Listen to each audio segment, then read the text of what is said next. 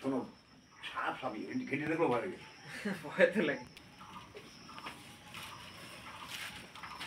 জায়গাটাও পাইছে, হ্যাঁ জায়গাটাও পাইছে মন মতন। ওরে বাবা রে, কত বড় রে!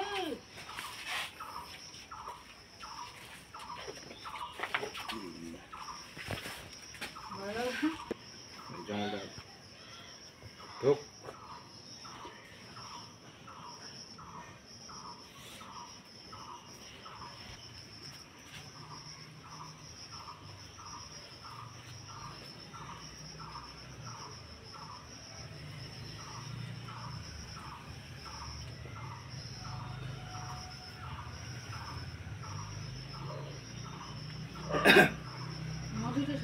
আজকে ময়নাগুড়ি গোবিন্দনগর পাড়ায় একটি দাঁড়া সাপ উদ্ধার করা হয়। এটা হচ্ছে পারিজাতদার বাড়িতে। তো ওনার এক ঘরের মধ্যে দাঁড়া সাপটি ঢুকে যায়। তো উনি সাপ সাধারণ মানুষের অ্যাকচুয়ালি সাপ কতটা সঠিকভাবে চিনতে পারেন না।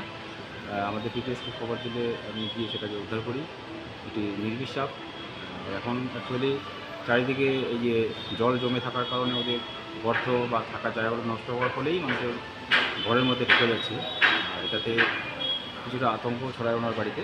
আমাদেরকে খবর দিলে আমরা পরবর্তীতে সাপটাকে সুস্থভাবে উদ্ধার করে সেটাকে পাশেই তার জায়গাতে ছেড়ে দিই।